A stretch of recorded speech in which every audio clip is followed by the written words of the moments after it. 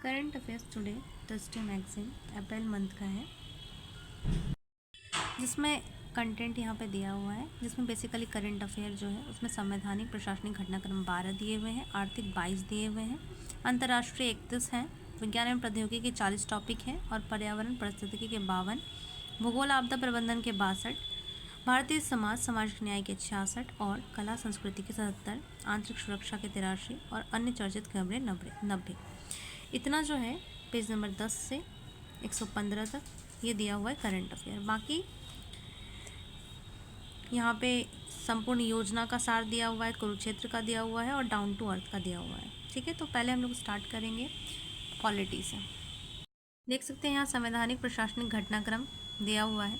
पहला जो है वो निर्वाचन आयोग की स्वतंत्रता, पहला टॉपिक है। ये क्यों चर्चा में है? तो मतदाता सूची जो है उसके पुनर्रक्षण विवाद और मुख्य निर्वाचन आयुक्त को हटाने की विपक्षी दलों की जो मांग है, इसकी वजह से भारतीय निर्वाचन आयोग की संवैधानिक क्या स्वायत्ता है या उसकी निष्पक्षता कितनी है। ठीक है, इस चीज़ को लेकर के विमर्श शुरू हुआ और इसीलिए ये टॉपिक चर्चा में आया। तो संवैधानिक सुरक्षा की बात करें तो अनुच्छेद 324 के अंतर्गत निर्वाचन आयोग को संसद, राज्य विधानसभाओं, राष्ट्रपति तथा उपराष्ट्रपति के चुनाव में अधीक्षण, निर्देशन और नियंत्रण का अधिकार दिया गया है। ठीक है, मुख्य निर्वाचन आयुक्त को हटाने की प्रक्रिया आर्टिकल 124 के 4 के तहत सर्वोच्च न्यायालय के न्यायाधीशों के ही समान है, इसलिए इतना आसान नहीं है। यह उन्हें पद से हटाए जाने के विरुद्ध एक उच्च सुरक्षा कवच प्रदान करता है, आर्टिकल 124 का 4। नियुक्ति के बाद सेवा शर्तें में उनके लिए अलाभकारी हानिकारक परिवर्तन नहीं किया जा सकता। यह कार्यकारी दबाव को रोकने में सहायक है और वर्ष 1993 में बहुसदस्यीय निकाय के रूप में निर्वाचन आयोग सामूहिक निर्णय प्रक्रिया सुनिश्चित करता है, जिससे लोकतांत्रिक पारदर्शिता बनी रहती है। मुख्य निर्वाचन आयुक्त और अन्य निर्वाचन आयुक्त नियुक्ति, सेवा शर्तें और कार्यकाल।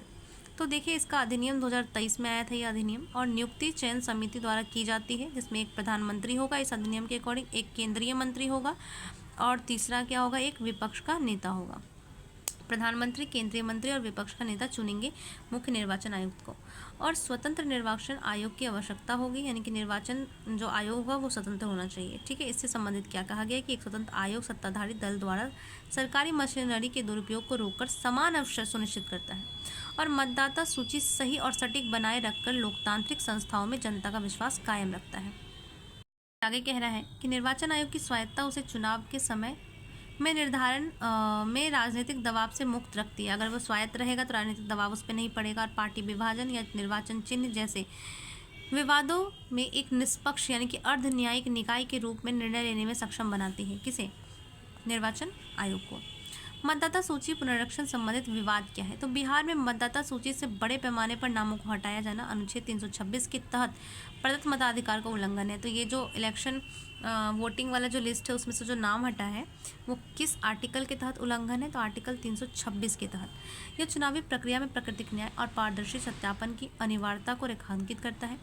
विशेष गहन पुनरीक्षण यानी SIR के दौरान बिना पर्याप्त संवाद के नामों का विलोपन चुनावी प्रशासन की संरचनात्मक खामियों को दर्शा रहा है। ठीक है, और न्यायिक निर्णय इससे संबंधित कौन से? तो इंदिरा गांधी 1975 का न्यायिक निर्णय और मोहिंदर सिंह गिल 1978 मामले में न्यायालय ने स्वतंत्र निर्वाचन, किसको? स्वतंत्र निर्वाचन को मूल ढांचा घोषित किया था। इंदिरा गांधी 1975 मामले में और मोहिंदर सिंह गिल मामले में।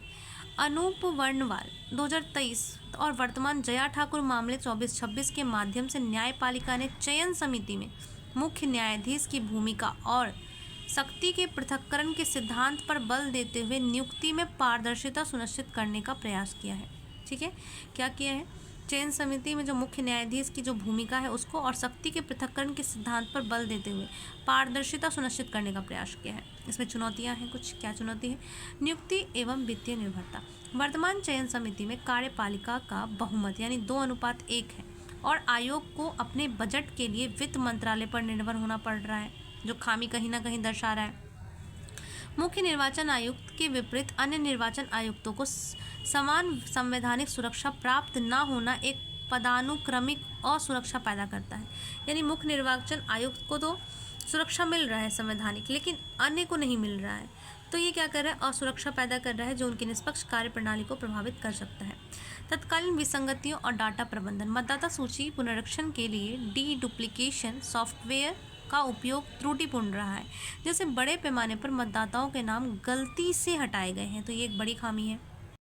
फिर संस्थागत जवाबदेही का अभाव। मतदान डाटा और सीसीटीवी फुटेज को अल्प समय में नष्ट करने से हालिया प्रशासनिक निर्णय आयोग की सार्वजनिक जवाबदेही और निर्वाचन प्रक्रिया की शुचिता पर प्रश्न चिन्ह खड़ा हो करते हैं कि इतने कम समय में क्यों नष्ट हो गए सीसीटीवी फुटेज। ठीक है, आगे की राह क्या है? नियुक्ति एवं सुरक्षा में समानता। चयन समिति में मुख्य न्यायाधीश यानी कि चीफ जस्टिस ऑफ इंडिया को शामिल करके नियुक्ति प्रक्रिया को निष्पक्ष बनाया जाना चाहिए।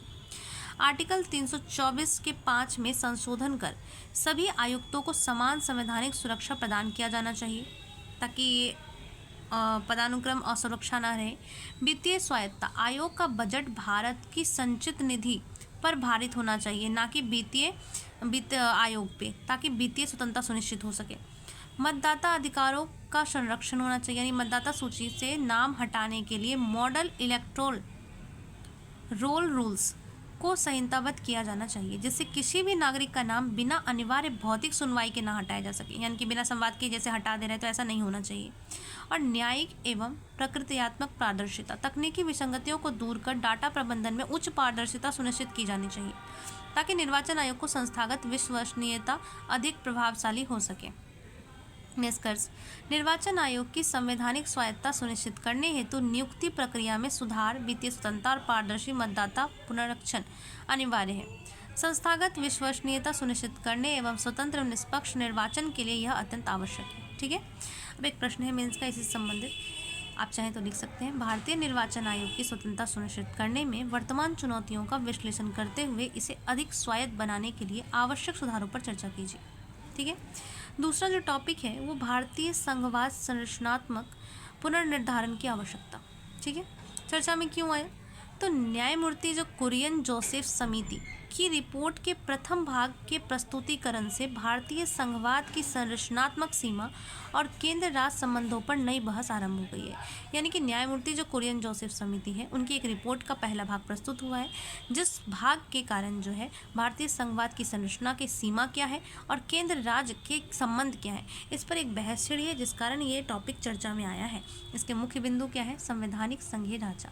भारतीय संविधान का ढांचा 1935 के भारत शासन अधिनियम से प्रभावित है, जिसमें केंद्र को अधिक शक्तियां दी गई है। तत्कालीन परिस्थिति, विभाजन और रियासतों का विलय में यह आवश्यक था। ठीक है, तो संवैधानिक संघीय ढांचा है क्योंकि भारत का संविधान का जो ढांचा है वो 1935 के भारत शासन अधिनियम से प्रभावित है, जिसमें क्या है? केंद्र को अधिक शक्ति है। क्यों है? क्योंकि उस टाइम की जो परिस्थिति थी जैसे विभाजन होना या रियासतों का विलय करना, इसके लिए केंद्र को ज़्यादा शक्ति देना ज़्यादा जरूरी था। ठीक है, इसके बाद है अर्ध संघीय ढांचा। अनुच्छेद 1 भारत को राज्यों का संघ घोषित करता है, जहां एक सशक्त केंद्र के साथ दोहरी शासन व्यवस्था है। अनुच्छेद 1 में हम पढ़ते हैं कि भारत राज्यों का संघ है, जिसमें क्या है? सशक्त केंद्र है, जहां पे केंद्र हमारा ज़्यादा मजबूत है, लेकिन दोहरी शासन व्यवस्था है।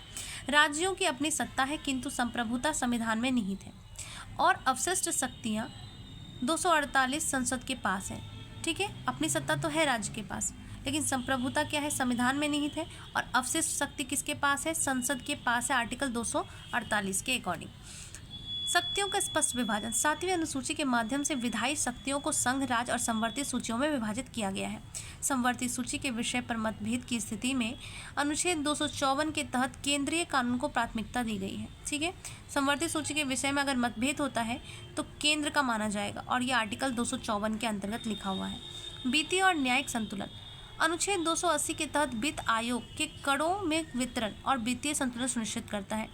ठीक है, आर्टिकल 280 के तहत जो है वित्त आयोग करों के वितरण द्वारा वित्तीय संतुलन सुनिश्चित करता है। एसआर बॉम्बई केस जो था 1994 का, जैसे न्यायिक निर्णयों के द्वारा संघवाद को संविधान का बुनियादी ढांचा घोषित किया गया। किस में किया गया संघवाद को? एसआर बॉम्बई केस 1994 में किया गया है। आपातकालीन एवं विशिष्ट प्रावधान। अनुच्छेद 352 से 360 के तहत आपातकालीन स्थितियां संघीय ढांचे को अस्थायी रूप से एकात्मक रूप में बदल देती हैं। ठीक है, 352 से 360। अब है संरचनात्मक पुनर्निरीक्षण की आवश्यकता क्यों है? तो पहला है वित्तीय स्वायत्ता का क्षरण।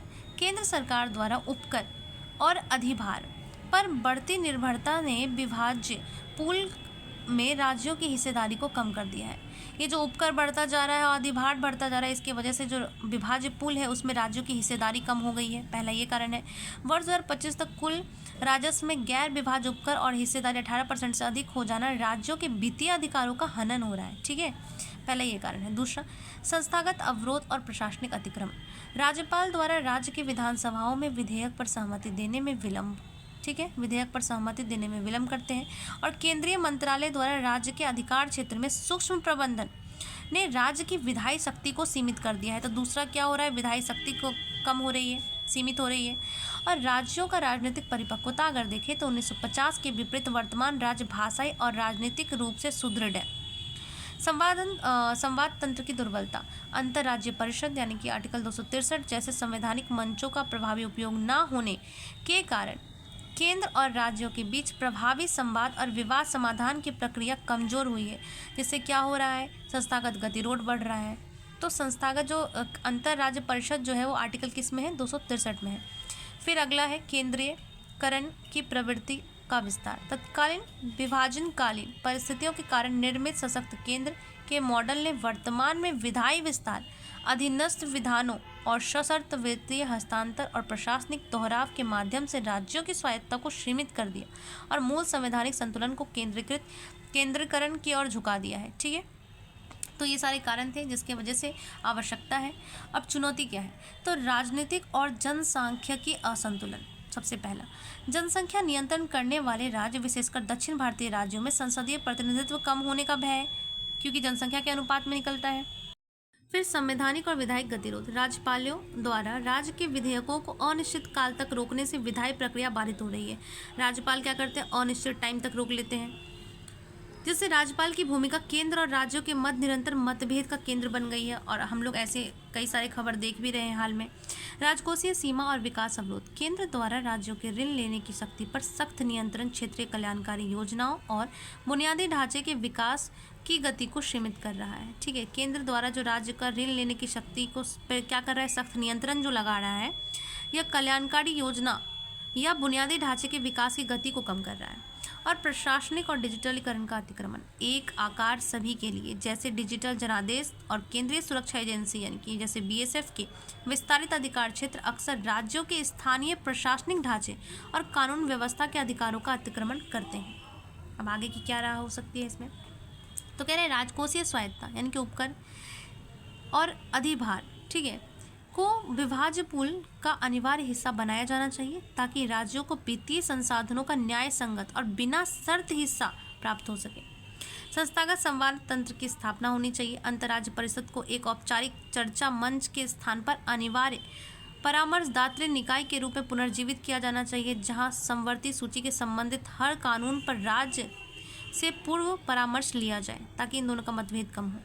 राज्यपाल की शक्तियों का संहिताकरण। पुंछी आयोग की सिफारिशों के आधार पर राज्यपाल द्वारा राज्य विधेयकों पर सहमति देने के लिए एक स्पष्ट समय सीमा निर्धारित की जानी चाहिए ताकि विधायी गतिरोध समाप्त हो सके। और यह सिफारिश किसने की थी, पुंछी आयोग ने की थी। और क्या रहा हो सकता है, राजनीतिक प्रतिनिधित्व की रक्षा। परिसीमन प्रक्रिया में जनसंख्या नियंत्रण के मानदंडों को इस प्रकार संतुलित किया जाना चाहिए कि बेहतर प्रदर्शन करने वाले राज्य के संसदीय प्रतिनिधित्व और प्रभाव में कमी न आए। अधीनस्थ का सिद्धांत। केंद्र को केवल रणनीतिक राष्ट्रीय लक्ष्यों पर ध्यान केंद्रित करना चाहिए, जबकि स्वास्थ्य, शिक्षा, कृषि जैसे स्थानीय महत्व के विषयों पर राज्य को पूर्ण विधायी और प्रशासनिक स्वतंत्रता दी जानी चाहिए।